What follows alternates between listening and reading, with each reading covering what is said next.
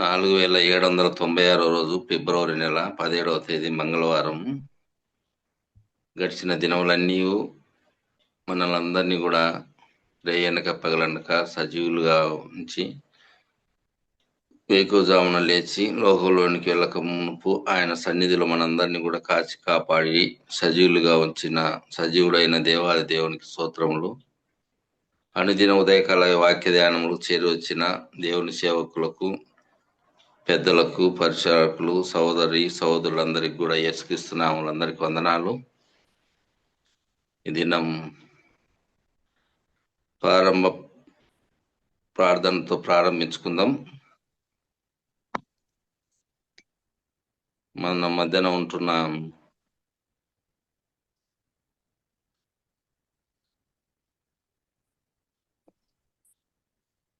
ఎం పేతురన్న గారు హైదరాబాద్ నుండి ప్రార్థన చేసి ప్రారంభించుకుందాం. అన్న వందనాలు. అన్న పేతురన్న ప్రారంభ ప్రార్థన చేసి.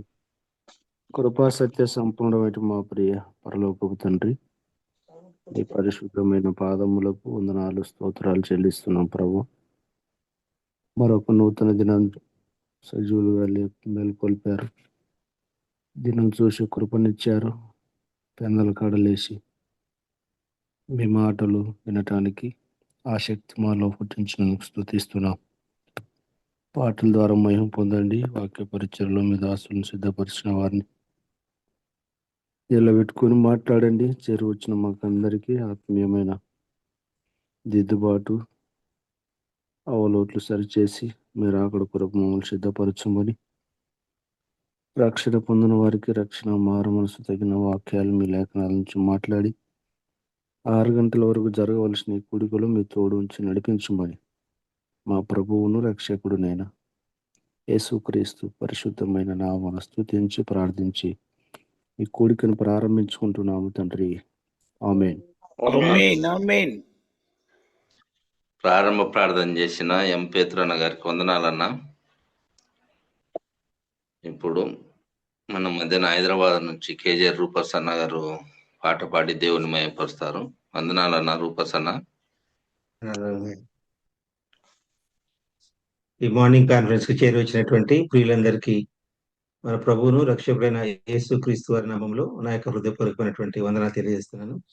మన యొక్క పాటల పుస్తకంలో నుంచి, క్రైస్తవ సునాద కీర్తన నుంచి పాత పాటల పుస్తకంలో 442 అతిక్రమముల దాచకమా అనేటువంటి పాట పాడుకున్నాం. అతిక్రమముల దాచకుమా, వర్ధిల్లవు నీవు సుమా, ఒప్పుకొనుమా వాటిని విడువుమా, ప్రభు కనికరమును పొందుమా. అతిక్రమముల దాచకుమా, వర్ధిల్లవు నీవు సుమా, ఒప్పుకొనుమా వాటిని విడువుమా, ప్రభు కనికరమును పొందుమా. అతిక్రమముల దాచకుమా. ఆదాము చేశాడు పాపం, ఈ లోకానికొచ్చింది శాపం. ఆకాను దాచాడు పాపం, రుచి చూచాడు దేవుని కోపం. పాపము చేయకు, శాపము తేవకు, పాపము దాచకు, శిక్షకు గురి కాకు. పాపము చేయకు, శాపము తేకు, పాపము దాచకు, శిక్షకు గురి కాకు. అతిక్రమముల దాచకుమా, వర్ధిల్లవు నీవు సుమా, ఒప్పుకొనుమా వాటిని విడువుమా, ప్రభు కనికరమును పొందుమా. అతిక్రమముల దాచకుమా.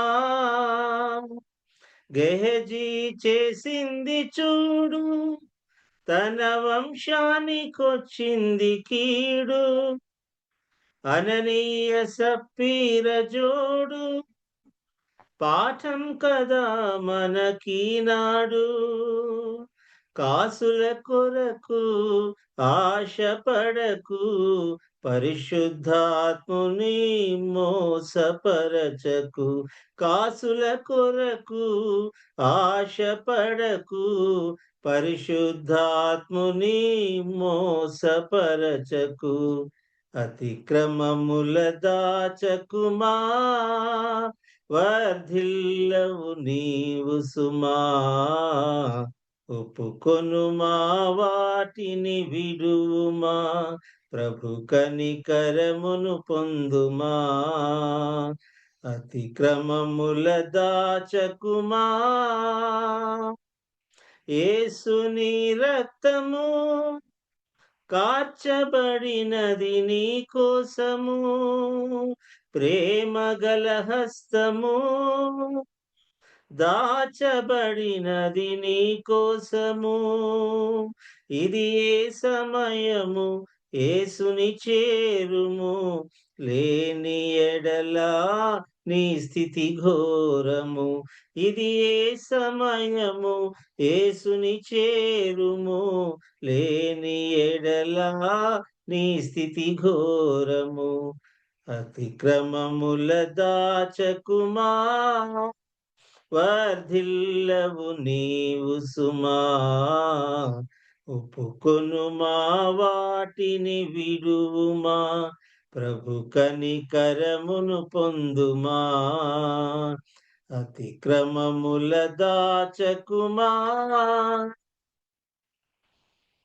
వందనాలన్నా. వందనాలన్నా. చక్కని పాట పాడి దేవుని మయంపరిచిన కేజే రూపస్ అన్న గారికి వందనాలన్నా. ప్రాముఖ్యమైన సమయంలోకి వచ్చాం మనం ఇప్పుడు.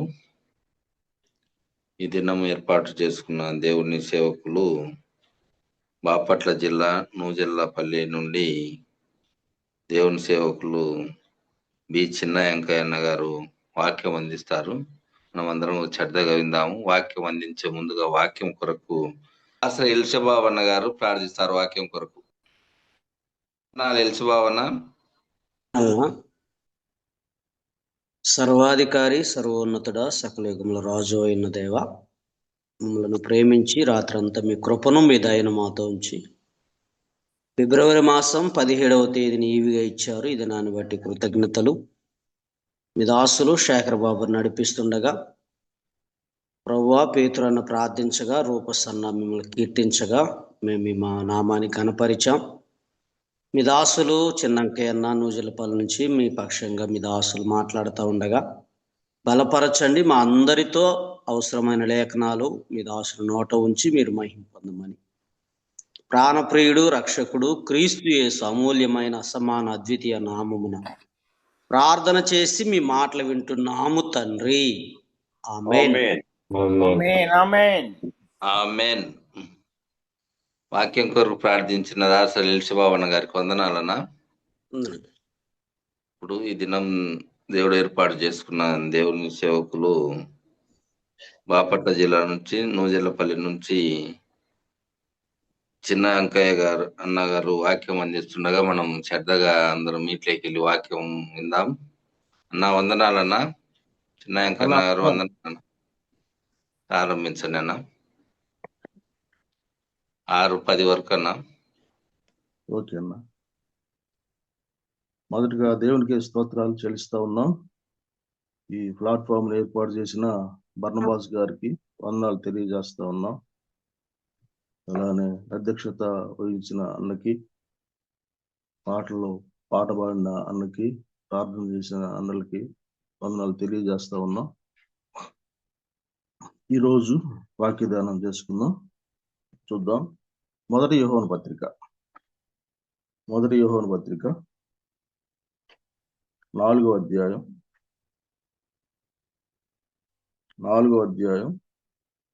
7-8 వచనాలు. ప్రియులారా, మనము ఒకరినొకడు ప్రేమింతుము, ఏలయనగా ప్రేమ దేవుని మూలంగా కలుగుచున్నది. ప్రేమించు ప్రతివాడు దేవుని మూలంగా పుట్టినవాడై దేవుని ఎరుగును. దేవుడు ప్రేమ స్వరూపి. ప్రేమ లేనివాడు దేవుణ్ణి ఎరుగడు. చిన్న ప్రార్థన చేసుకుందాం. ప్రేమ కలిగిన మా గొప్ప తండ్రి, మీ కేసులు స్తోత్రాలు చెల్లిస్తా ఉన్నాం. నాయన, ఈ ఉదయకాలం కాన్ఫరెన్స్ లో పాల్గొని ప్రభా మీ బిడ్డలందరితో కలిసి ప్రభా సహవాసం చేయడానికి మీరు కృప చూపుతా ఉన్నారు. ఈ ప్లాట్ఫామ్ ఏర్పాటు చేసిన బర్నబాస్ గారికి బట్టి ప్రవస్తులు చెల్లిస్తా ఉన్నాం. అదేవిధంగా ఉదయకాలం వెళ్ళేసి వాక్యం వినటానికి, మిమ్మల్ని తెలుసుకోవటానికి ప్రతి ఒక్కరూ నాయన జూమ్లో కలుసుకున్న ప్రతి ఒక్కరిని బట్టి కూడా ప్రార్థన చేస్తా ఉన్నాం. అందరినీ దీవించండి, ఆశీర్వదించండి. ప్రభు, మాతోటి మీరు మాట్లాడమని, మీ వాక్యం ప్రకారం మేము నడవటానికి సహాయం చేయమని యేసు ప్రభు నామములో అడిగి పెట్టుకొని ప్రార్థన చేస్తున్నాం తండ్రి. ఆమేన్.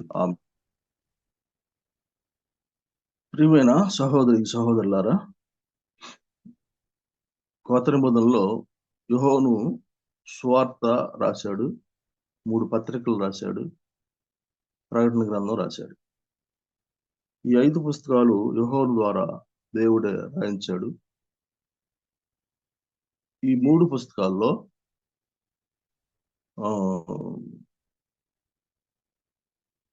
జీవం గురించి, వెలుగు గురించి, ప్రేమ గురించి రాశారు. జీవం అంటే లైఫ్, లైట్, లవ్.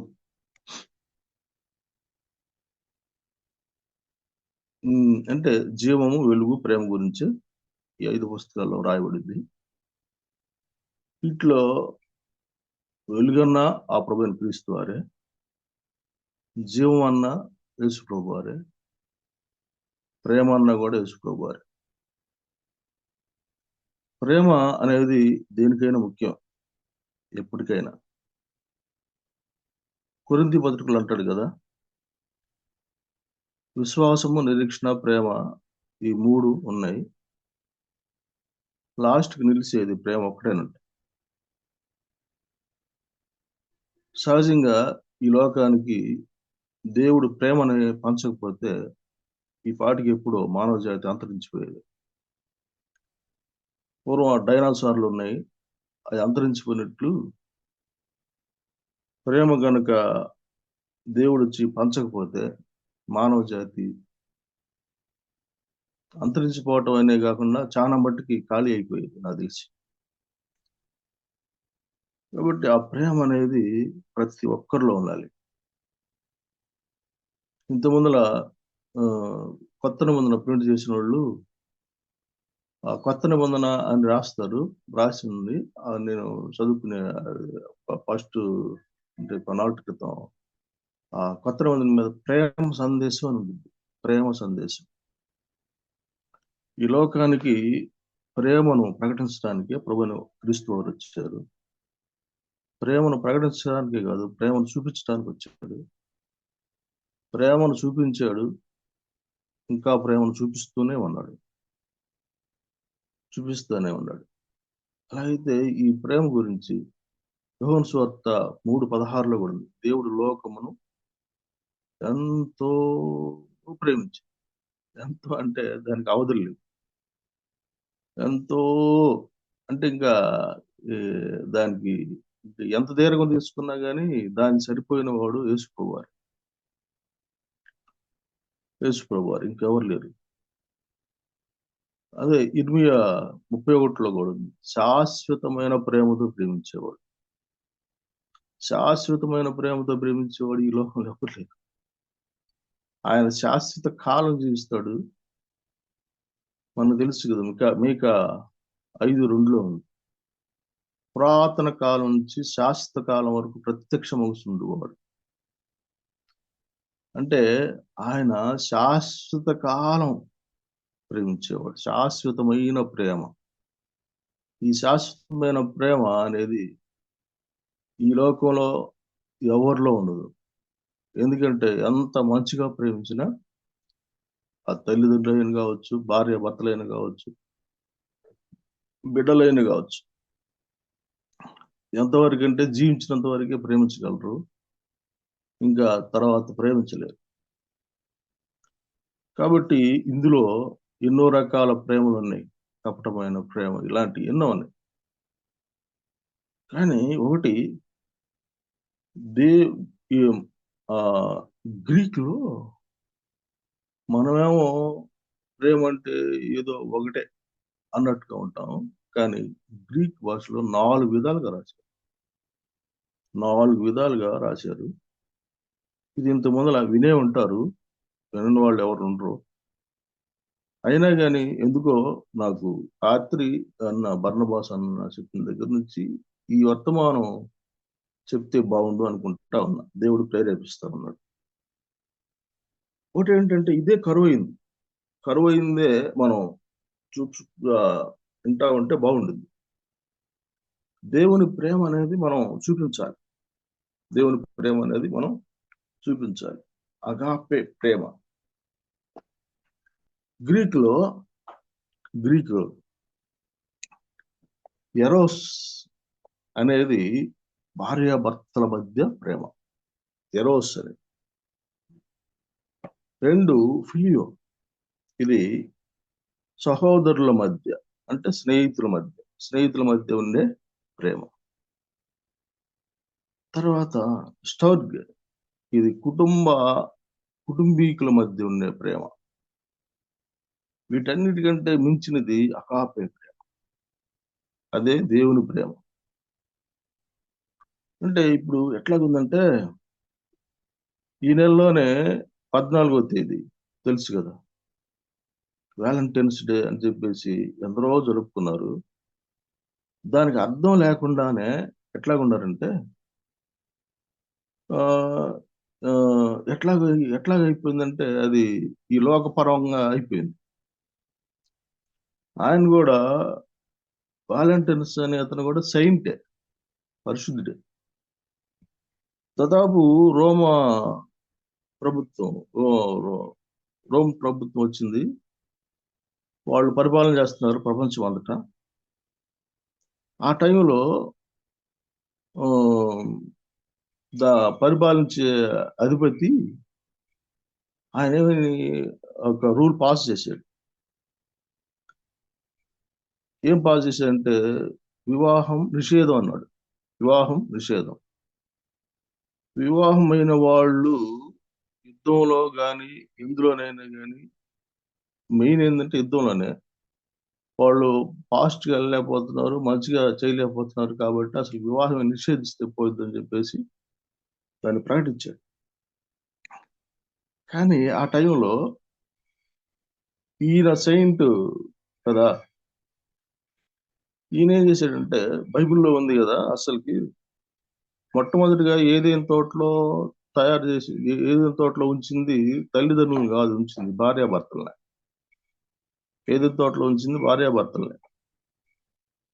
ఆదాము అవ్వలు భార్యాభర్తలే. మొట్టమొదటిగా యోహాను సువార్తలో ఉండింది. మొట్టమొదటి చూసి క్రియ చేసింది వివాహంలోనే, కానా పెళ్లిలో నీళ్ళని ద్రాక్షారసంగా మార్చింది.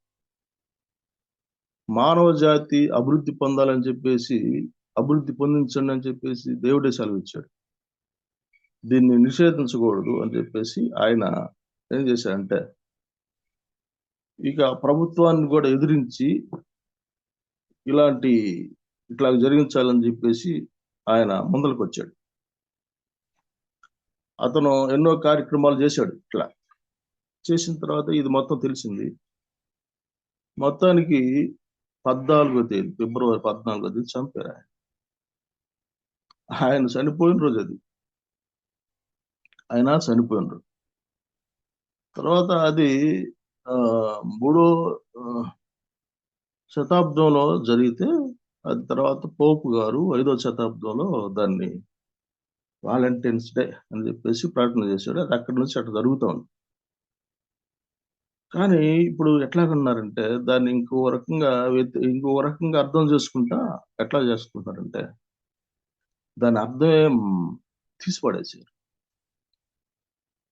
పురుషులు అవాంఛనీయమైన సంఘటనలు చేస్తా ఒక ఫ్లవర్ ఇచ్చి వాలంటైన్స్ అని చెప్పుకున్నారు. స్త్రీలు మనం లవర్స్ అని చెప్పేసి వాళ్ళు ఇచ్చుకుంటున్నారు. ఇక ఎట్లాగుంటుందంటే ఇక ఈ విషయాలన్నీ ఎట్లాగున్నాయంటే అట్లాగున్నాయి. కుటుంబ పరమైన విషయాల్లో వస్తే మళ్ళా అది భార్యాభర్తల బంధంతో కాకుండా ఇంకొక బంధంతో ఇట్లాగ వచ్చుకుంటూ ఉన్నారు. ఇట్లాగ వాటిని కంటిన్యూ చేస్తున్నారు. ఇవన్నీ చూస్తున్నప్పుడు ఇదా ప్రేమ అంటే అర్థం కావట్లే, అర్థం కాని విధంగా ఉంది. కాబట్టి ఈ విషయాలు గ్రీక్ భాషలో ఎరోస్ అంటే మొట్టమొదటిగా ఎరోస్ భార్యాభర్తల మధ్య ప్రేమ, అంతే. భార్యాభర్తల మధ్య ప్రేమ. ఇది ఎట్లాగైపోయిందంటే అసలుకి మామూలుగా ఎరోస్ అనే అర్థం చూసుకుంటే భార్యకి భర్తే, భర్తకి భార్య, అంతే, ఇంకెవరు లేరు. భార్యకి భర్తే, భర్తకి భార్య. అంటే వివాహము అన్ని విషయములలో ఘనమైంది. ఎబ్రీ పత్రికలో మనకు తెలుసు కదా, 13-14 ఘనమైంది, పాన్పు నిష్కల్మషమైంది. అంటే అక్కడ పాన్పు గురించి కూడా చెప్పాడు. చెప్పినప్పుడు ఎట్లా ఉండాలంటే అది పర్ఫెక్ట్ గానే ఉండాలి. ఎంత పర్ఫెక్ట్ గా ఉండాలంటే అంత పర్ఫెక్ట్ గా ఉండాలి. అది ఓన్లీ భార్యాభర్తలకు సంబంధించిందే గాని మిగతా వాళ్ళకి సంబంధించింది కాదు. అసలు క్వశ్చనే లేదు దానికి. బైబిల్ అసలు ఒప్పుకోదు. అది ఏదైనా తర్వాతనే ప్రేమ. భార్యాభర్తల మధ్య తర్వాతే ప్రేమ. అందుకని ఎఫెసీయులకు రాసిన పత్రికలో అంటాడు, పురుషుడు తన భార్యను ప్రేమించవలెను. ఎఫెసీయులకు రాసిన పత్రికలు 23 నుంచి ఉంటుంది మనకి. అలా అయితే ఇక్కడ దాన్ని ఇంకా ఎట్లాగూ చేస్తున్నారంటే, ఇప్పుడు ఒకటి ఆ వివాహంలో తీర్మానం చేసుకుంటారు, తీర్మానం చేస్తారు అన్ని, అనారోగ్యమందు, ఆరోగ్యమందు, ఇంకా దేనికి అన్ని విషయాల్లో.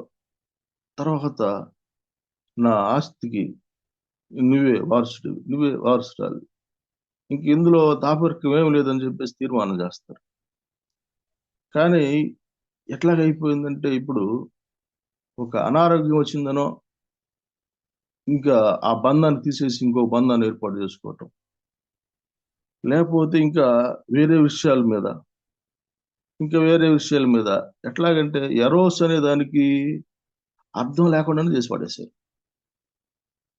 ఎట్లాగుందంటే ఇక ఆ బంధం కాకుండా ఇంకా వేరే బంధము కాకుండా బంధాల్లోకి వెళ్ళిపోయారు. అలాంటి విషయాల్లో అసలు కొన్ని విషయాల్లో క్రైస్తవులు కూడా ఏం చేస్తున్నారంటే యేసుప్రభు నమ్ముకున్న వాళ్ళే కోర్టులు కూడా ఎక్కుతున్నారు. అసలు అక్కడ దాకా పోకూడదు. కోర్టులకు కాదు కదా, అసలు పోలీస్ స్టేషన్ దగ్గర కూడా పోకూడదు. పోలీస్ స్టేషన్ దగ్గర కూడా ఇలాంటి విషయాల దగ్గరికి అసలు పోను కూడా పోకూడదు. క్వశ్చనే లేదు. దానికి సంబంధించిన విధంగా అక్కడికి వెళ్ళకూడదు. విడాకులు అనే దగ్గరికి అసలు రాకూడదు. ఏదేమైనా అది పాత నిబంధన చట్టం. కాబట్టి మనం కొత్త నిబంధన కింద ఉన్నాం. అసలుకి మామూలుగానే అసలుకి ఆ పాత నిబంధన రాసిన పాత నిబంధన చట్టం అదైనా కానీ ఎరోస్ అంటే అర్థం ఏంటంటే భార్య భర్తల మధ్య బంధము. ఒకవేళ ఒకరికి అనారోగ్యమైనది వదిలిపెట్టకుండా చూసుకునేది. వాళ్ళకి బద్దులై ఉండేవాళ్ళు. వీళ్ళకి వాళ్ళు లోబడాలి, వాళ్ళకి వీళ్ళు ప్రేమించాలంటే. ఇద్దరు లోబడాలి, ఇద్దరు ప్రేమించాలి, అప్పుడే మంచిగా ఉండేది. దానికి ఉదాహరణగా మనం చూసుకోవచ్చు. అబ్రహాముకి 3 వివాహాలు. ఏది? చారా, హాగరు, కెతూరా. కానీ ఇస్సాకు ఓన్లీ 1 పర్సన్, అంతే, రిబ్కా. రిబ్కా ఇస్సాకు వృద్ధాప్యం దాకా అంతే. ఒక్కడే. వాళ్ళ సమస్యలు రాలేదా? ఎందుకు రాలేదు? వాళ్ళకు కూడా పిల్లలు దాదాపు 20 సంవత్సరాలు పుట్టిన పిల్లలు. అబ్రహాంకి తీర్మానం చేసుకున్న తర్వాత 25 సంవత్సరాలు పుట్టింది 75లో, కాకపోతే 100 సంవత్సరాలు పుట్టారు. కానీ ఈయనకి 40లో వివాహం చేసుకున్నాడు ఇస్సాకు, 60లో పుట్టారు పిల్లలు. కానీ ఆ కారణంగా ఇంకొన్ని ఎవరు తెచ్చుకోలే. అంటే ఒకటి, ఇది యేసు ప్రభు యొక్క యేసు ప్రభుకి పోలికలుగా ఇస్సాకుని రిబ్కాని సంఘంగా చూసుకోవచ్చు. అక్కడ అంతే, అక్కడ ఎన్నో పోలికలు, అక్కడ ఆ పోలికలో ప్రభువుని క్రీస్తు వారు కనపడతారు, రిబ్కా కనపడతారు సంఘంగా. ఇస్సాకు బలి అయిన తర్వాత 22 అధ్యాయంలో ఇస్సాకు బలికి తీసుకుపోయిన తర్వాత ఆయన కనపడకుండా వెళ్ళిన తర్వాత రిబ్కా గురించి రాస్తారు. అక్కడ 22 అధ్యాయంలో రాస్తారు రిబ్కా గురించి. అట్లానే యేసు ప్రభు వారు సంఘంగా, అంటే యేసు ప్రభు వారు సంఘం కోసం బలి అయ్యాడు, తర్వాతే సంఘం ఏర్పడింది పెంతుకొస్తున్నా. ఇట్లా చూసుకోవచ్చు. సంఘం మళ్ళా ఎక్కడ కలిశారు? మధ్యాకాశం మధ్యలో కలుస్తారు. అట్లానే ఇస్సాకు ఇంటి దగ్గర కాదు రిబ్కా కలిసింది, మధ్యలో ఆయన పొలంలో ధ్యానం చేస్తూ ఉంటే అక్కడ ఒంటెల మీద నుంచి దిగింది. అట్లానే మనం కూడా ప్రభువుని మేఘాల మీద మధ్యలో కలుసుకుంటాం. ఇట్లాగూ ఈ బంధం అనేది, ఎరోస్ అనేది ఇంత పవిత్రమైంది. వివాహం అనేది పవిత్రమైంది, పరిశుద్ధమైంది. ఆ బంధాన్ని ఇంకొక బంధాల రూపంలో కొనసాగటం అది ఎంతైనా బాధాకరమైన విషయం. ఇట్లాగూ ఉండని వాళ్ళు కూడా సంఘములో పరిచారకులుగా, పెద్దలుగా, చావుకులుగా అసలుకి నడిపించడానికి కూడా అర్హులు కాదు, క్వశ్చనే లేదు. ఇంకా అలాంటి వాళ్ళని కూడా ఆపగలిగే వాళ్ళు, వద్దనే వాళ్ళు లేకుండా వీళ్ళే అజమాయిషి చేస్తాం మేము అన్నట్టుగా ఉండేవాళ్ళు ఎందరో ఉన్నారు.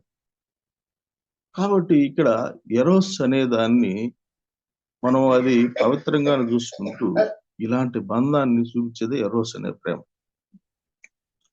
ఇప్పుడు లోకం మొత్తం మీద చూస్తూ ఉంటే ఆ బంధం అనేది పలు విధాలుగా వెళ్ళిపోతా ఉంది. ఇంకో రకంగా ఏంటంటే నా మనసు ఇష్టం అన్నట్టుగా కోర్టులు కూడా అట్లానే తీర్పులు ఇస్తా ఉన్నాయి. కోర్టు ప్రకారం మేము నడుస్తున్నాం అంటారు, కానీ బైబిల్ ప్రకారం నడుస్తున్నాం అంటారా?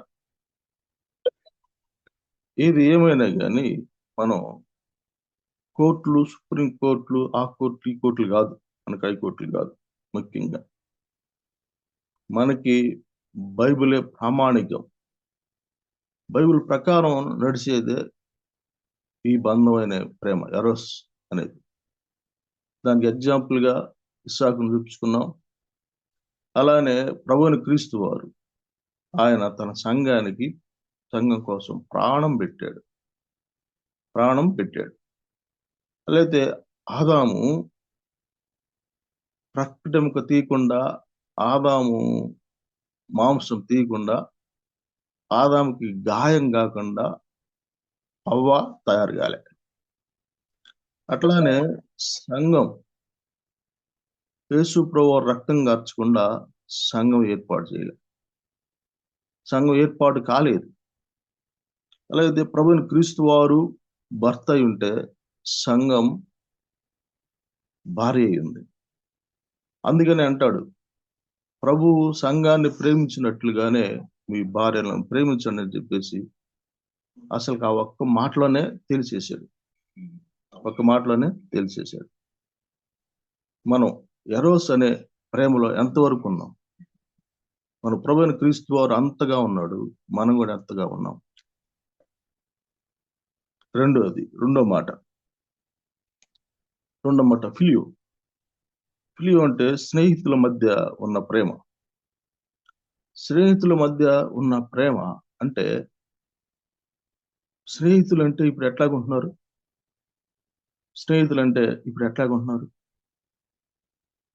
ఇది చెప్పే ముందర ఒక చిన్న ఉదాహరణ, ఎరోస్ గురించి ఒక మాట చెప్తాను. ఎట్లాగంటే లోకంలో ఎట్లాగా ఉన్నారంటే ధనం కొద్దిగా ధనాన్ని బట్టో లేకపోతే అందాన్ని బట్టో ఇంకో రకంగా ఏం చేస్తున్నారంటే పిల్లల్ని కన్నా తర్వాత కూడా నాకు నువ్వు నచ్చలేదని చెప్పేసి భర్తను వదిలిపెట్టి పక్కకి వెళ్ళేవాళ్ళు, భార్యను వదిలిపెట్టి పక్కకి వెళ్ళేవాళ్ళు, బిడ్డలను వదిలిపెట్టి పక్కకి వెళ్ళేవాళ్ళు ఎంతో మంది తయారయ్యారు. ఎంతో మంది తయారయ్యారు. కానీ చూడండి, ఈ ఎరోస్ అనే ప్రేమను ఒక అందం వల్ల, డబ్బు వల్ల దాన్ని తీసేసి కోర్టులకి ఎక్కి నాకు నచ్చలే అని చెప్పేసి అనేవాళ్ళు ఎందరో ప్రతి ఒక్క గ్రామంలో తారసపడతానే ఉండరు. పట్టణాల్లో కాదు, ప్రతి ఒక్క గ్రామంలో ఉండరు, ప్రతి ఒక్క గ్రామంలో. కాబట్టి ఇట్లా జరుగుతూ ఉంది. సరే, ప్రియం, సహోదర ప్రేమ, ఫ్రెండ్షిప్.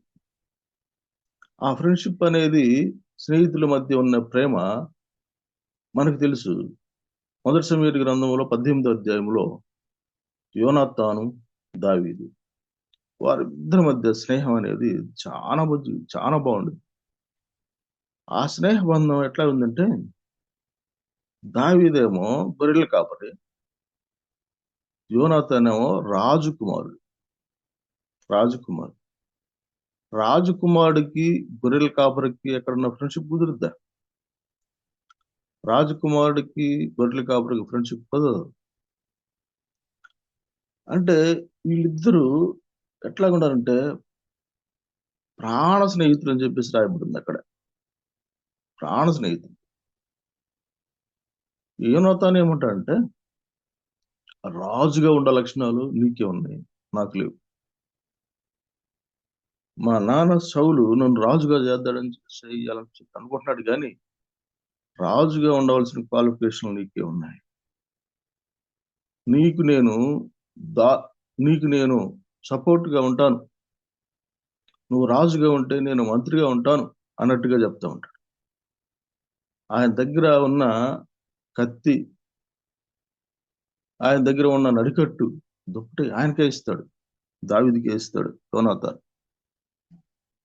వాళ్ళిద్దరి స్నేహం ఎట్లా ఉందంటే, దావీదుకి ఏం జరుగుద్ది, ఏం చేస్తాడన్న సంగతి యోనాతానికి చెప్తాడు. యోనాతాను విషయాలు దావీదుకి యోనాతాను విషయాలు తెలుస్తూ ఉంటాయి. ఇప్పుడైనా కానీ ఫ్రెండ్స్ ఎవరన్నా ఉన్నారంటే, తల్లిదండ్రులకి కానీ బిడ్డలకు కానీ భార్యాభర్తలకు కానీ తెలియని విషయాలు స్నేహితులకు తెలుస్తూ ఉంటాయి. స్నేహితుల దగ్గర ఏ దాపరికం ఉండదు, మొత్తం వాళ్ళిద్దరి దగ్గర ఉంటాయి. కానీ లాస్ట్కి ఏంటంటే, ఎగ్జాంపుల్గా తీసుకుంటే అక్కడ యోనాతాను దావీదు ఫ్రెండ్షిప్ సూపర్గా ఉండుద్ది. లాస్ట్కి అది కూడా ఎట్లాగైందంటే చెప్పుకోవడం బాగుంటుందిలే. ఏదేమైనా వాళ్ళిద్దరు మధ్య స్నేహం. ఇప్పుడు స్నేహ బంధాలు ఎట్లాగున్నాయి? ఫిలియో అనే దానికి అది చాలా అంతగా మనం చూసుకున్నాం కదా. ఏది రాజు కొడుక్కి గొర్రెల కాపరికి ఉన్నాం. వాళ్ళ యొక్క క్వాలిఫికేషన్ బట్టి, వాళ్ళ యొక్క పనితనాన్ని బట్టి దీనికి నువ్వు కదా అర్హుడు అని చెప్పేసే విధంగా వాళ్ళు ఇట్లా కొనసాగారు. వాళ్ళది ఎట్లాగంటే కన్నీరు గార్చుకుంటా ఉన్నారు, ఒకరికొకరు బాధలో ఉంటే ఆ బాధని పంచుకుంటా ఉన్నారు. కానీ ఈనాడు ఆ స్నేహం అనేది కూడా పటాపంచులైపోతుంది. ఎక్కడ ఏదో ఒక రక్త సంబంధం దగ్గర, ఏదో ఒక డబ్బు పరంగానో లేకపోతే ఇంకొక పరంగానో ఎట్లాగట్లా వెళ్ళిపోతాం. ఒక చిన్న ఉదాహరణ చెప్తాను. ఒక డబ్బు మూట, ఇద్దరు మంచి ప్రాణ స్నేహితులు అంట. అడవికి వెళ్తా ఉన్నారు. అడవికి వెళ్తా ఉండేలేకి ఆ అడవిలో ఒక డబ్బు కట్ట అక్కడ ముళ్ళ కంపలో ఉందంట. ఉండేలేకి చూశారంట. చూసిన తర్వాత అరే ఇప్పుడు గనక తీసుకుని వెళ్తే మన దగ్గర ఏం లేదు కదా, జనాలు చూస్తారు, రేత్రి పడిన తర్వాత తీసుకుపోదాం అని చెప్పేసి అనుకున్నారంట ఇద్దరు. సరే, ఒక ఫ్రెండ్ నన్ను అంట, అదే వాళ్ళిద్దరిలో, సాయంత్రం దాకా మనం ఉండాలంటే, రేత్రి దాకా ఉండాలంటే ఆకలి అవుతుంది కదా, నువ్వు పోయి మనకి అన్నం తీసుకొనిరా, నువ్వు అన్నం తిని నాకు అన్నం తీసుకొనిరా అని చెప్పేసి అన్నా. ఈ స్నేహితుడు వెళ్ళాడంట. వెళ్ళిన తర్వాత ఆ అన్నం తీసుకొని వచ్చే స్నేహితుడు, మా ఇద్దరికే తెలుసు కదా ఆ అక్కడ డబ్బులు ఉన్న సంగతి, ఆ మూట, వాడు కనుక లేకపోతే ఇంకా నాకే కదా సొంతం అని చెప్పేసి అనుకొని వీడేం చేశాడు, ఇందులో విషయం కలుపుకొని వచ్చాడు. ఇందులో విషయం కలుపుకొని వచ్చాడు. అక్కడ అడవిలో ఉన్న స్నేహితుడు ఏం చేస్తున్నాడంటే, ఇంకా వాడు లేకపోతే నాకే కదా అని చెప్పేసి అనుకుని అక్కడ వాడి దగ్గర ఉన్న కత్తిని నూరుతా ఉన్నాడు. తర్వాత ఏం జరిగిందంటే, వాడు రావటంతో అన్నం తీసుకొని ఒక స్నేహితుడు వెళ్ళాడు కదా, అన్నం తీసుకొని రావడంతో ఈ స్నేహితుడు ఏం చేశాడంటే, రావడంతో వాడిని కత్తితోటి పొడిచి చంపేశాడు. తర్వాత ఏమైంది, తర్వాత ఆ అన్నం తీసుకొని తింటా ఇతను కూడా చనిపోయాడు. చూడండి, డబ్బు దగ్గర ఏమైపోయింది, ఫ్రెండ్షిప్ లేదు, కొలాప్స్ అయిపోయింది. ఒకానొక టైంలో ఎట్లా ఉండదంటే, స్నేహం అనేది డబ్బు కాదు, డబ్బు లేనోడు కాదు, కులం కాదు, గోత్రం కాదు. స్నేహం అనేది చాలా ఎంతో బాగుండుద్ది అని చెప్పేసి అన్నట్టుగా ఉండుద్ది. కానీ కొన్ని పర్యాయాలు ఇట్లాగ అయిపోతా ఉంది. కానీ అక్కడ చూడండి, దేవుడు మనతోటి స్నేహించిన స్నేహం చూడండి ఎట్లా ఉంటుంది. యోహాను సువార్త అన్న ఒకళ్ళు సహాయం చేస్తారు. యోహాను సువార్త 15:13 చూడండి. యోహాను సువార్త 15:13 చదువుతారన్న.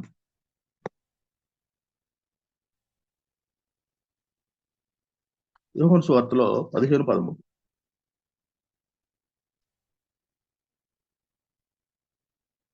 తన స్నేహితుల కొరకు తన ప్రాణం పెట్టువానికంటే ఎక్కువైన ప్రేమ గలవాడు లేడు. తన స్నేహితుల కొరకు ప్రాణం పెట్టగలవాడు ఎవడు లేడు. 17:17 ఉండిద్ది సామెతల్లో, నిజమైన స్నేహితుడు విడువక ప్రేమించడని. ఇక్కడ మనం గమనిస్తే ఈ ఫిలియోలో ఉన్న ఈ స్నేహపూర్వకమైన ప్రేమ అనేది చాలా బాగుంది, ఎంత బాగుందో. కానీ లోకంలో మనం ఎట్లా ఉంది, అది స్వార్థపూరితం అయిపోయింది. బైబిల్లో ఎగ్జాంపుల్గా తీసుకుంటే మనం యోనాతాన్ని దావీదుని తీసుకున్నాం. కానీ ఆత్మీయంగా తీసుకుంటే ప్రభువైన క్రీస్తు వారే. యోనాతాను దావీదు కోసం చనిపోలే, కానీ యేసు ప్రభువారు మన కోసం చనిపోయాడు. నిజమైన స్నేహితుడు విడువక ప్రేమించును, అంతే, ఇంక అందులో తిరిగిలేదు. దుర్దశలో అతడు సహోదరుడిగా ఉండును, సామెతల గ్రంథం 17:17 ఉంది. ఫిలియోకి ఉన్న అర్థం ఏంటంటే, అందులో స్నేహపూర్వకమైన ప్రేమ, అది అలాగూ ఒక అంటే తల్లిదండ్రులు వేరైనా, ఊరు వేరైనా, కులం వేరైనా, గోత్రం వేరైనా, ఏది వేరైనా, స్నేహం అనేది అట్లా కట్టుదిట్టంగా ఉండేది.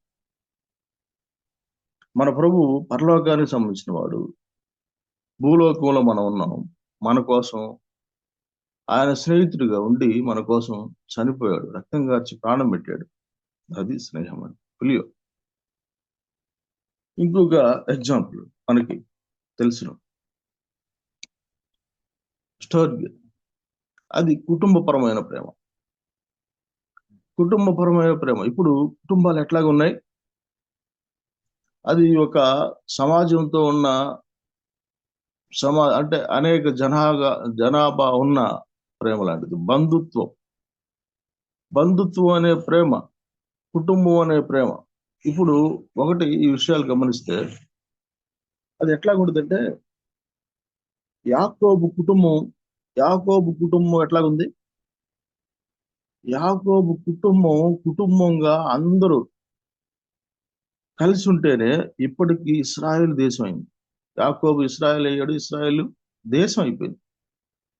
ప్రపంచ దేశాలన్నింటిలో మనిషి పేరుతో ఉన్న దేశం ఇస్రాయేల్ దేశం. ఇంక ఏ దేశానికి కూడా మనిషి పేరు లేదు.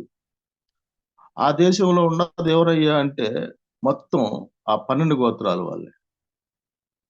ఆ ఇస్సాకు పుట్టిన పిల్లలే అంతా, యాకోబు పుట్టిన పిల్లలే. అంటే అబ్రహాంకి, ఇస్సాకి, యాకోబుకి నిబంధన చేసిన ఆ కుటుంబం ఎట్లాగున్నారంటే, కరువు వస్తే అక్కడ ఐగుప్తులో యోసేపు ఉండి ఆ పని చేస్తా ఉన్నప్పుడు యాకోబే అందరికి తీసుకురమ్మని రోకలు ఇచ్చాడు. అప్పటికి వాళ్ళ కొడుకులకి వివాహాలైనవి. వాళ్ళు ఉమ్మడిగానే ఉంటూ రోకలు తీసుకొని వెళ్ళి దాన్ని తెచ్చుకున్నారు. మళ్ళా అక్కడ యోసేపు తెలుసుకున్న తర్వాత, మనం అందరం కుటుంబీకులు, నేను మీ సహోదరుని చెప్పేసి అంటే, అక్కడికి వాళ్ళ కుటుంబం అంతా మొత్తం వెళ్ళారు. వాళ్ళ కోసం బండ్లు పంపించాడు. అక్కడికి బండ్లు పంపించిన తర్వాత వాళ్ళందరూ ఉండడానికి గోషేన్ అనే ఒక ప్రాంతం ఇచ్చాడు, చెదిరిపోకుండా. తర్వాత యాకోబు చనిపోయిన తర్వాత, మనల్ని చూడ్డామో అని చెప్పేసి అనుకుంటే 50వ అధ్యాయం 20వ వచనంలో ఉంది, ఇది కీడు కోసమే జరిగింది కానీ దేవుడు మేలు కోసమే అది జరిగించాడు అని చెప్పేసి యోసేపు వాళ్ళతోటి ప్రీతిగా మాట్లాడి వాళ్ళని ఆదరించి దగ్గర తీసుకున్నాడంట, పోషించాడండి. కాబట్టి ఇది స్వర్గీయ అంటే సంబంధం, బంధుత్వం అనే సంబంధం ఇంత మంచిగా ఉంది. ఇప్పుడు మనం చూస్తే అసలు ఎక్కడుంది? ఉమ్మడి కుటుంబాలు ఉన్నాయా? ఉమ్మడి కుటుంబాలు లేవు అసలు. వివాహం అయిన తర్వాతనే కొన్నాళ్ళకి వేరే కొంపడి పెడదాం అని చెప్పేసి అనేవాళ్ళు. ఎట్లాగున్నారంటే అట్లాగున్నారు. ఇప్పుడు మొత్తం ఎట్లా ఉందంటే, ఉమ్మడి కుటుంబాలు ప్రతి ఒక్క గ్రామాల్లో చూస్తే ఏళ్ల మీద కూడా లెక్క పెట్టుకోలేమేమో. అట్లాగున్నారు.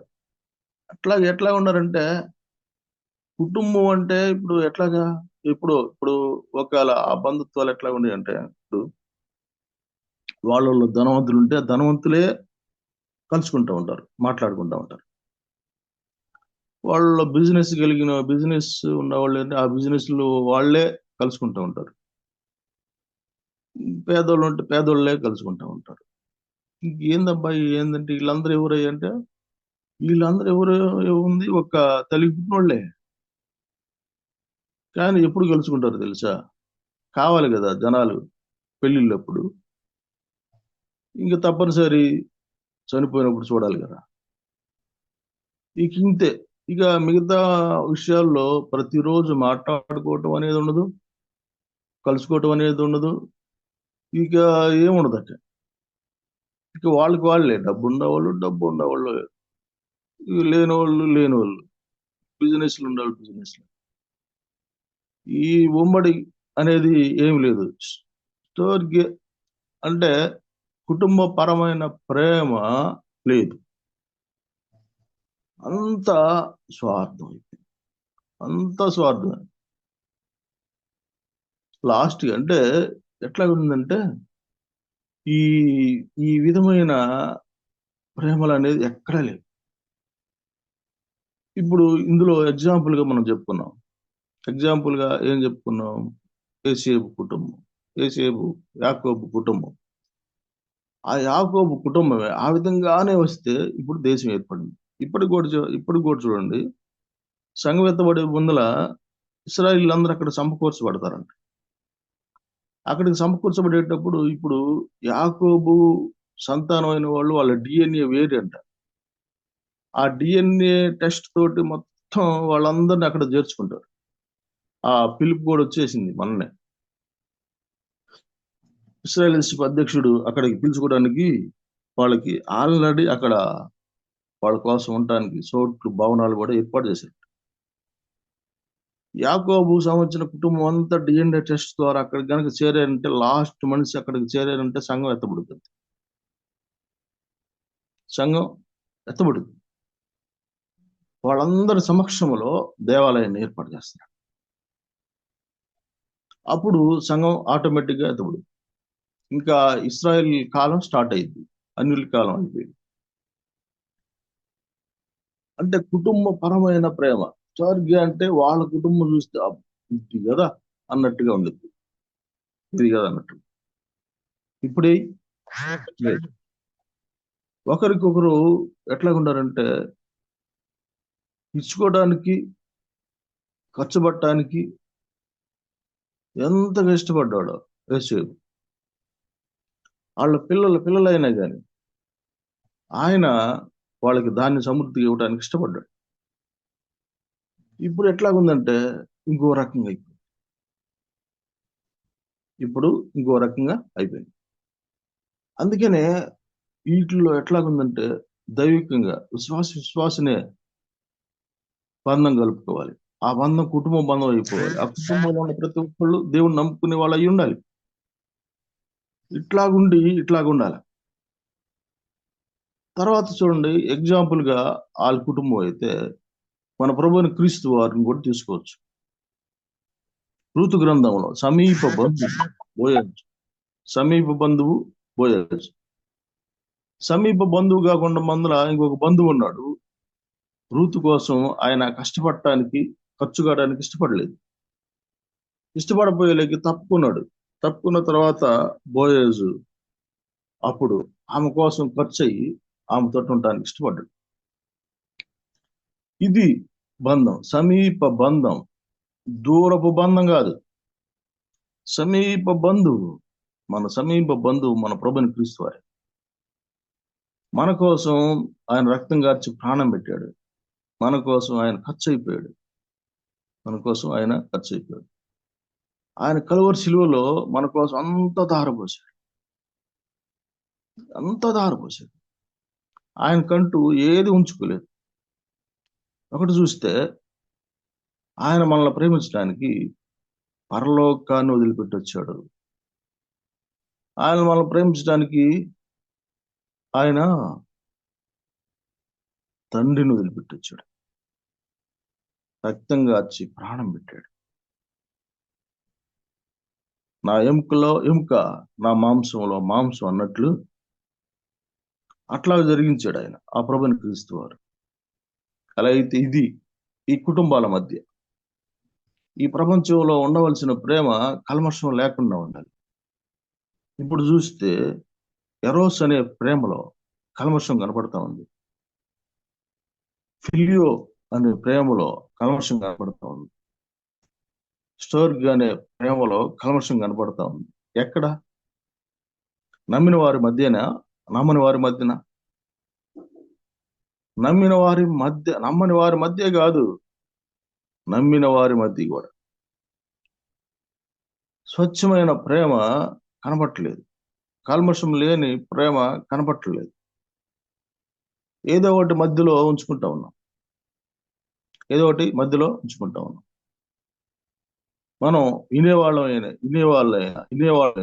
భార్యాభర్తల మధ్య ఉండే ఆ ఎరోస్ అనే ప్రేమను ఎట్లాగుంది? ఇంకొక బంధం వచ్చి చెడగొడుతుందా? వద్దు, అవన్నీ తీసేసుకోవాలి. ఏదేమైనా ప్రతి ఒక్కటి ఇందులో ఇది ఫ్లాప్ కావడానికి, ఇంకో రకంగా అవటానికి ఏదన్నా వచ్చిందంటే దాన్ని దూరం చేసుకోవాలి. ఎట్లాగంటే ఇప్పుడు ఆదాము అవ్వలు ఉన్నారు. మూడో వ్యక్తి వచ్చేలేకి కదా, మూడో స్వరం వచ్చేలేకి కదా అంతలా అయిపోయింది. ఆ మూడో స్వరానికి ఎందుకు ఇంపార్టెంట్ ఇవ్వాలి? ఆ మూడో స్వరం దేవుని దేని స్వరమా? దేవుడు వచ్చి మాట్లాడుతూ ఉంటాడు సాయంకాలం వేళ. ఈ స్వరం ఎక్కడది అని చెప్పేసి గమనించలేరా? గమనించగలుగుతారు. కానీ అక్కడ పటాపంచలైపోతుంది, అక్కడ సమస్యలు ఎక్కువైపోతాం. కానీ ఎంత సమస్య వచ్చినా కానీ అక్కడ అవ్వ, ఆదాము ఏదైనా తోటల నుంచి బయటికి వెళ్ళినా కానీ వాళ్ళు ఇరువురు ఆ బంధంతో ఉండిపోయారు. ఈ భూలోకంలో ఉన్న నాళ్ళు సమస్యలు రాకుండా ఉండవు, ఇరుకులు ఇబ్బందులు రాకుండా ఉండవు. వాటిల్లో కలిసిమెలిసి ఉండేది కదా, అర్థం చేసుకుంటూ ఉండేది కదా. అట్లాగూ మనం ఆత్మీయంగా జీవిస్తూ ఉంటే దేవుడు తోడుగానే ఉంటాడు. కాబట్టి ఇందులో ఇంకో రకంగా జారకుండా ఉండే విధంగా ఉండి ఆత్మీయంగా ఇట్లా కలిసి ఉండేదే. అందుకనే ఈ బంధాల రూపంలో ఇలాంటి ప్రేమ ఇట్లాగుంది. వీటన్నిటికీ ఎగ్జాంపుల్ గా తీసుకుంటే యేసుప్రభువు వారే కనబడతా ఉంటాడు. లాస్ట్ గా అగాపే అనే ప్రేమ, ఇది దైవికమైన ప్రేమ, ఇది పరలోకానికి సంబంధించిన ప్రేమ, ఇది అవధులు లేని ప్రేమ. మొదటి కొరింథీ 13వ అధ్యాయంలో ఉంటుంది. 1 కొరింథీ 13వ అధ్యాయంలో మనకి చాలా స్పష్టంగా ఉంది. ఎంత స్పష్టంగా ఉంటుందంటే అంత స్పష్టంగా ఉంటుంది ఆ ప్రభువైన క్రీస్తు వారు రాసిన విధానం. కొరింథీయులకు రాసిన మొదటి పత్రిక 13వ అధ్యాయం. ఈ 13వ అధ్యాయంలో ఉన్న విషయాలు ఇది మనిషికి, మానవునికి ఉన్నట్టుగా కనపడదు. చూడండి, ఇది దైవికంగా కనపడుద్ది. ఎట్లాగూ చూడండి, 4 నుంచి కనబడుతుంది. 13:4 నుంచి, ప్రేమ దీర్ఘకాలం సహించును, దయ చూపించును, ప్రేమ మచ్చరపడదు, ప్రేమ డమముగా ప్రవర్తింపదు, అది ఉప్పొంగదు, అమర్యాదగా నడవదు, స్వప్రయోజనం విచారించుకొనదు, త్వరగా కోపడదు, అపకారం మనసులో ఉంచుకొనదు, దుర్నీతి విషయమై సంతోషపడక సత్యమందు సంతోషించును, అన్నిటిని తాడుకొనును, అన్నిటిని నమ్మును, అన్నిటిని నిరీక్షించును, అన్నిటిని ఓర్చును, ప్రేమ శాశ్వత కాలమును. ప్రవచనములైనను నిరర్థకములగును, భాషలైనను నిలిచిపోవును అంటా ఉన్నాడు. అంటే ఇక్కడ గమనించండి, లాస్ట్కి 13వ వచనం కాదు, విశ్వాసము నిరీక్షణ ప్రేమ, ఈ 3 నిలుచును, వీటిలో శ్రేష్టమైనది ప్రేమ. వీటిలో శ్రేష్టమైనది ప్రేమే, అగాపే. అగాపే అంటే అసలుకి దానికి ఇంకా చెప్పడానికి అసలుకి మనకి సామర్థ్యం సరిపోదు. మానవులంగా అగాపే ప్రేమను అది వర్ణించుకుంటూ వెళ్తే ఈ మానవుడు బ్రతికే జీవితం కూడా సరిపోదు. మానవుడు బ్రతికే జీవితం కూడా సరిపోదు. పరలోకాల నుంచి భూలోకానికి ఎంత దూరం ఎవడికి తెలియదు, ఎంత దూరం ఎవ్వరికి తెలియదు. కానీ అక్కడి నుంచి వచ్చాడు, అక్కడి నుంచి భూలోకానికి వచ్చాడు. ఆయన సర్వశక్తివంతుడు. ఆయన కంటే శక్తివంతుడు ఎవరున్నారు? ఆయన కంటే శక్తివంతుడు ఈ లోకంలో ఎవడు లేడు. అపవాది అనేవాడు ఉన్నా వాడి శక్తి కొంచెమే, ఎక్కువేమి లేదు. వాడి శక్తి చాలా తక్కువ. ఆడు ఎప్పటికైనా కానీ ఆడు నరకానికి వెళ్ళేవాడే, ఆడు పాతాళానికి వెళ్ళేవాడే, నరకానికి వెళ్ళేవాడే. కానీ మనం పరలోకానికి వెళ్ళేవాడు. ఆ సర్వశక్తిమంతుడు వాడి బంధకాల నుంచి మనల్ని విడిపించి పరలోకానికి తీసుకొని పోవటానికి సర్వశక్తిని వదిలిపెట్టేసి శక్తి లేనివాడుగా కలువరి శిలువలో అక్కడ మన కోసం బలి అవుతాడు. యోహాను సువార్తలో 18వ అధ్యాయంలో మనం గమనిస్తే, నేనే అంటతోటే సహస్రాధిపతి సైనికులు కూడా మొత్తం పడతారు, నేలబడతారు. తర్వాత ఆ నేను అనేది ఉపయోగిస్తేనే వాళ్ళు ఒక్కళ్ళు కూడా పట్టుకోలేకపోయారు. ఒక్కళ్ళు కూడా లెగవలేకపోయారు. తర్వాత ఆయన లేపుంటాడు. తర్వాత మానవుడిగా ఇంకొక నేను అంటాడు. ఆ నేను అనే దానిలో అప్పుడు పట్టుకుంటారు. ఒకటి ఈ విషయంలో ఒక మాట చెప్తాం అనుకుంటున్నాను. కొత్త నిబంధనలో యేసు ప్రభు అని చెప్పేసి ఎక్కడుంది అని చెప్పేసి అంటా ఉంటారు. అసలు యేసు ప్రభు ఆయనే దేవుడు అని చెప్పేసి అనేక సార్లు ఉంది. అసలు చెప్పాలంటే నేనే దేవుణ్ణి అనే నేను కొత్త నిబంధనలు ఎన్నిసార్లు ఉంది. ఆ నేను అన్న దగ్గర ఆయనే దేవుడు. నేనే మార్గమును, జీవము, సత్యము, నేనే వెలుగుని, నేనే జీవమును, నేనే పునరుత్థానమును, జీవమును, నేనే ద్వారమును, నేనే ద్రాక్షావళి. ఇవన్నీ ఆయన కదా, యేసు ప్రభు వారు. ఇక అందులోనే సరిపోద్ది. అసలు దేవుడు అనే పదం అక్కడే ఉంది. పాత నిబంధనలో నేననేది దేవుడు, నేనే దేవుణ్ణి, వేరే ఒక దేవుడు లేడు, నేను తప్ప అని చెప్పేసి అనే నేనే ఇక్కడ రాయబడింది. ఇక్కడ రాయబడింది. కాబట్టి ఆయన అంత పవర్ కలిగి సర్వశక్తి మానవుడిగా భూలోకానికి వచ్చి మన పాపాల నుంచి మనం రక్షించాలంటే ఆయన దైవికమైన నేను అనే దాన్ని ఉపయోగించకుండా భూలోకములో సంపూర్ణ మానవుణ్ణి నేను అనే విధంగా తగ్గించుకుంటేనే వాళ్ళు పట్టుకోగలిగారు, సిలువ వేయగలిగారు. లేకపోతే ఇంకెవరు కూడా సిలువ వేయలేరు. ఆయన చేతులు ఇస్తేనే శిలలు కొట్టారు, ఆయన కాళ్ళు అప్పగిస్తేనే మేకులు కొట్టారు, ఆయన అప్పగించుకుంటేనే కొరడ దెబ్బలు కొట్టారు. ఆయన మానవులందరిని రక్షించాలి అని చెప్పి అనుకుంటేనే ఆయన మౌనంగా ఉండి శిలువ కార్యం జరిగించారు. అగాపే ప్రేమ అంటే భూలోకములో పుట్టి చనిపోయిన వాడికి ఉపయోగపడుద్ది ప్రేమ, పుట్టిన వాళ్ళకు ఉపయోగపడుద్ది, పుట్టిన వాళ్ళకి కూడా ఉపయోగపడుద్ది. ఒక మాటలో చెప్పాలంటే ఆదాము నుంచి ఆఖరి మానవుడి వరకు ప్రేమించగలిగేది అగాపే.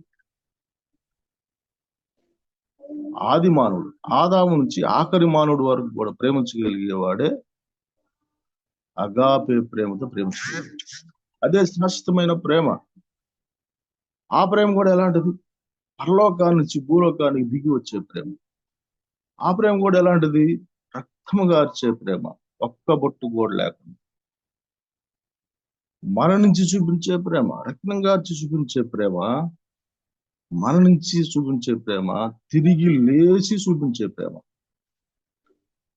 నరకా నుంచి అగ్ని గుండా నుంచి తప్పించే ప్రేమ, యుగాలు కాలబడే అగ్నిగుండం నుంచి తప్పించగలిగే ప్రేమ, శాశ్వత కాలం యుగాలు ప్రశాంతమైన ప్లేస్ లో ఉంచే ప్రేమ, అదే పరలోకం. అలాంటి ప్రేమ ఆ ప్రభుని క్రీస్తు వారి. కాబట్టి ఆయన ఎలాంటి వాడంటే అంతటి వాడు. ఆయన ప్రేమలో ఎట్లా ఉంటుందంటే ఆయన మాటల రూపంలో కనపడుద్ది. ఆ మాటలే మనకు మానవులందరికీ 66 అధ్యాయాల రూపంలో ప్రేమ లేఖ రాశాడు. ఆ ప్రేమ లేఖను ప్రతిరోజు చదువుకుంటున్నామా? ఆ ప్రభుని క్రీస్తు వారు మానవులందరికీ ప్రేమ లేఖ రాశాడు. అదే బైబిల్. ఆ బైబిల్ చదవకుండా రోజు గడుపుతున్నావా? వద్దు.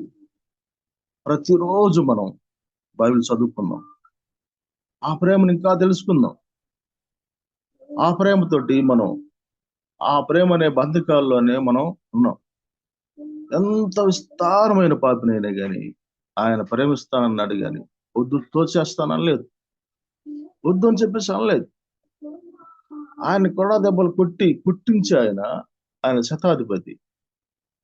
ఆయన్ని సపరేట్ గా కావాలని చెప్పేసి సిలువ ఈయటానికి ఆయన్ని ఆ రోమా ప్రభుత్వం వాళ్ళు ఈయన్ని తెచ్చుకున్నారంట, శతాధిపతిని.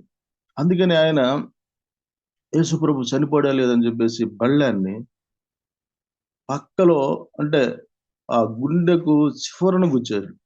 ఆయన ఎంత టాలెంట్ కలిగినాడు. అలాంటి వాడే లాస్ట్ కి బైబిల్లో రాయబడలేదు కానీ చరిత్రలో రాశారు. అక్కడ పొడిచినప్పుడు జల్లున ఆ బొట్టు ఆయన కంటిలో పడిందంట. కంటికి బాగలేదంట, ఆయన కన్ను చూపు వచ్చిందంట. ఆయనే ప్రభువా, ఈయనే నిజమైన దేవుడు అని చెప్పేసి తెలుసుకొని ప్రభువా నన్ను క్షమించు అని చెప్పేసి అంటే ఆయన్నే క్షమించాడు. అంటే ఆయన కొట్టని చోట కొట్టకుండా రక్తం అంతా లాస్ట్ కడబొట్టు వరకు కార్చే విధంగా అంతగా శిక్షించడానికి ప్లాన్ వేసి కొట్టించిన ఆయన కూడా క్షమించయ్యా అంటే క్షమించి అప్పును చేర్చుకునేవాడు. అంతగా క్షమించగలిగే ప్రేమ అగాపే ప్రేమ. కాబట్టి ఆ ప్రభుని క్రీస్తు వారి ప్రేమలో మనం ముందుకు కొనసాగుదాం. దేవుడు మనకి తోడుగా ఉండను గాక. అన్నా అన్నా వందనాలన్నా. వందనాలన్నా. ఇప్పటి వరకు మనకు చక్కగా దేవుని ప్రేమ గురించి 4 ప్రేమల గురించి అన్న. మొదటిగా భార్యాభర్తల ప్రేమ, రెండవదిగా సహోదరుల మధ్య ప్రేమ, కుటుంబీకుల మధ్య ప్రేమ, చివరిగా అగాపే ప్రేమ గురించి ఉదాహరణలతో చక్కగా ఈ దినాలలో ఈ లోకంలో ఉండే ప్రేమల గురించి మరియు పరలోకంలో ఉండే ప్రేమల గురించి అన్న చక్కగా మనకు వివరించి చెప్పినాడు. అన్నకు మరొకసారి వందనాలన్న. ముగింపు ప్రార్థన మన మధ్యన ఉంటున్న ఈ రామచంద్రుడు అన్నగారు కర్నూలు నుంచి ముగింపు ప్రార్థన చేస్తాడు. ఓకేనా, ప్రార్థన చేసుకుందాం. అత్యంత కృపాపరిచుడమైన మా ప్రియ పరలోకపు తండ్రి, మీ ఘనమైన నామమునకు వందనాలు, స్తుతులు, స్తోత్రాలు చెల్లిస్తున్నాం ప్రభువా. ఈ ఉదయకాల సమయన మిమ్మలను ప్రార్థించే, స్తుతించే గొప్ప ధన్యత మాకు ఇచ్చారయ్యా. కోట్లాది కృతజ్ఞతాస్తుతులు చెల్లిస్తున్నాం ప్రభువా. మరి దేవుని దాసుల ద్వారా చక్కటి సందేశం, వర్తమానం మాకు అందించారు. మరి స్నేహం గూర్చి ప్రభువా మరి చక్కటి సందేశం ఇచ్చారు ప్రభువా. విన్న వాక్యం విడిచిపెట్టకుండా వాక్యానుసారంగా మీకు ఇష్టలుగా మిమ్మల్ని మహిమపరిచే బిడ్డలుగా ఆశీర్వదించండి ప్రభువా. ప్రత్యేకంగా సేవకులను దీవించండి. వారికి రావాల్సిన ప్రతిఫలాన్ని, బహుమానాన్ని ఇవ్వండి, ఆశీర్వదించండి తండ్రి ప్రభువా. మరి అనారోగ్యంగా ఉన్న వారి కొరకై ప్రార్థిస్తున్నాం. మంచి ఆరోగ్యము, స్వస్థత దయచేయండి ప్రభువా. ఈ జూమ్ కాల్ చేరి వచ్చిన ప్రతి బిడ్డను దీవించమని మీకే ఘనత, మహిమ, ప్రభావములు చెల్లించుకుంటూ మా ప్రభు, మా ప్రాణనాథుడైన యేసు ప్రభు నామమున ప్రార్థించి అడిగి వేడుకుంటున్నాం మా తండ్రి. ఆమేన్. థ్యాంక్ యూ అన్న. వందనాలన్న. వందనాలన్నా. ముగింపు ప్రార్థన చేసిన ఈ రామచంద్రుడు అన్న గారికి వందనాలన్నా. ఈ 4796 రోజున ప్రారంభ ప్రార్థన చేసిన ఎం పేతురు అన్న గారికి, చక్కని పాట పాడి దేవుని మహిమపరిచిన రూపస్ అన్న గారికి, వాక్యం కొరకు ప్రార్థన చేసిన ఎల్సేబాబు అన్న గారికి, మరియు చక్కటి సందేశాన్ని అందించిన దేవుని సేవకులు చిన్నంకయ్య అన్న గారికి, మరియు ముగింపు ప్రార్థన చేసిన రామచంద్ర అన్న గారికి, అందరికీ కూడా యేసుక్రీస్తు నామములో వందనాలు. ఈ దినం నాకు అధ్యక్షత ఇచ్చిన బర్నబాస్ అన్న గారికి వందనాలు చెప్తూ అన్నకు ఈ సమయాన్ని అప్పగిస్తున్నాను.